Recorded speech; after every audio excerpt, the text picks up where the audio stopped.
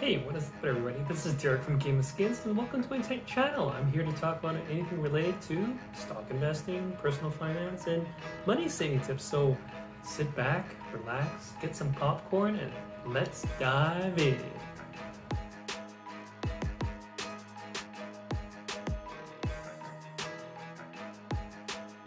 So in today's episode, I just wanted to be talking about whale tail riding. So what is whale tail riding, you may ask? It has nothing to do with thongs and everything to do with stock investing. So let's break down the term, everybody. So boys and girls, what is a whale? Let's classify a whale as somebody who owns about 10% or more of a stock in a company. Somebody who has a very vested interest in this company and wants to ensure that this company would survive and thrive in today's world economy, especially as a long-term investment. And the next part, tail riding, it's derived from, Collins Dictionary would derive it from coattail riding. And coattail riding, it's defined as depending your success on the success of someone else's. So when we think of a whale, we can think of, oh, hey, I'm going to invest in a stock in a company, and there is this whale. This whale owns 10% or more in this company, and he has a very, very, very very special interest to make sure that his investment will succeed. So how is this helpful for you? Well, as a small investor, you can rest assured that the risk of investing is somewhat lowered. And how would you say that is lowered? Well, think of the whale that is investing in this stock as almost like your partner.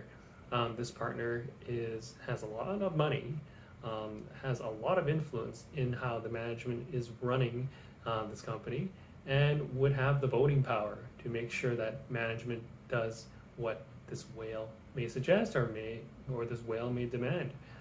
So what you can see is that when you think of yourself as, just imagine yourself as a tiny fish, and there's this whale just passing by, and you want to get somewhere. This whale has destination, knows where it's going.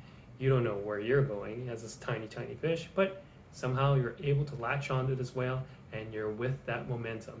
And that whale has the power, has the velocity to get to that place in the most efficient way possible. And you, as a little minnow, just are in there for the ride.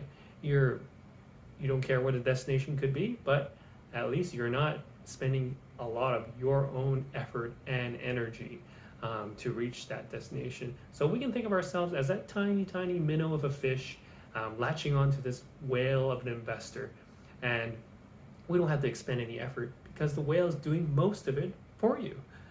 So what we can see is that with this, it would help us with our own investments and provides us with a lot of comfort, a lot of safety to make sure, and the best thing is to know that this whale is on our side.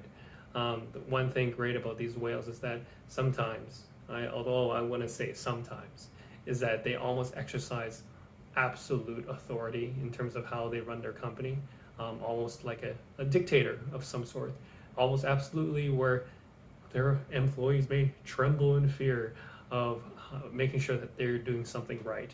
And especially this whale wants to make sure that their own investment is protected. So there's many examples of what these whales can come in forms of.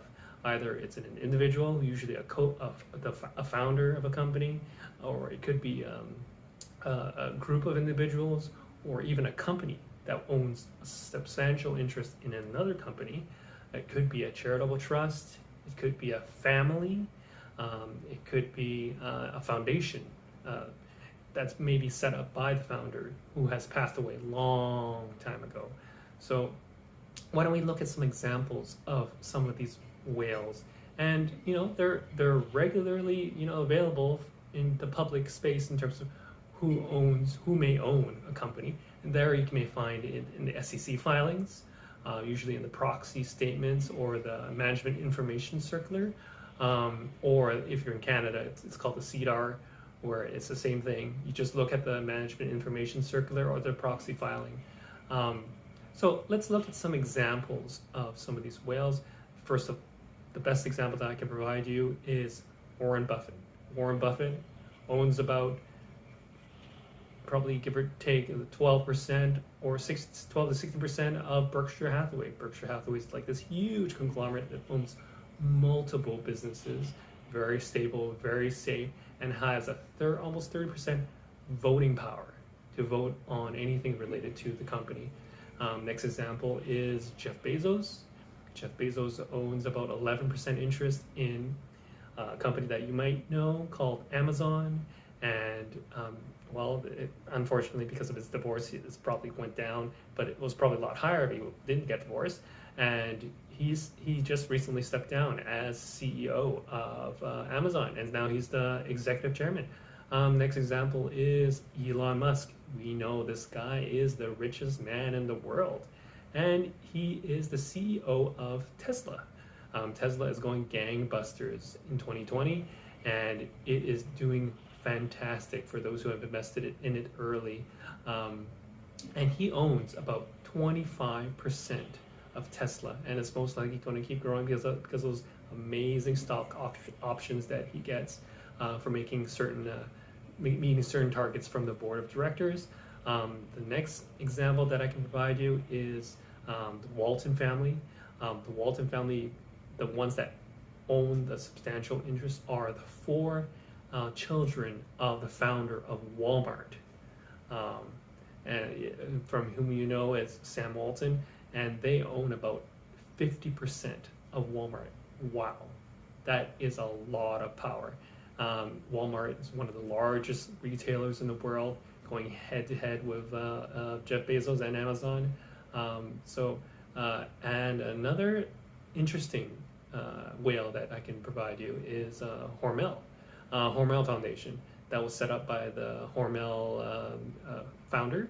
The Hormel founder passed away a long time ago, and from what I can tell you, the Hormel owns many brands, like Spam and Jenny O Turkey, other things. And recently, a recent acquisition was Planters Peanuts, Mr. Peanut, and the foundation is a charitable foundation, and they want to ensure that the company, the Hormel company, runs in a way that it spits out dividends for the Hormel Foundation, which is a charitable trust that provides money to a lot of charitable acts, and they own about 40% of Hormel.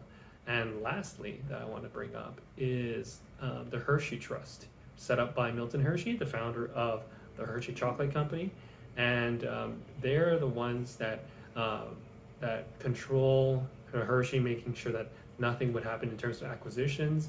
I think maybe recently, it tried to Mondelez Foods tried to buy Hershey, but the trust said no, thank you, because I guess as a whale, they want to have whatever they're tasked with, whatever was their agenda, especially if it was laid down from the founder, to continue for a long time. So that's it, guys. So if you like this video, drop a like, leave a comment, and I'll catch you all in the next video. Peace out, everybody.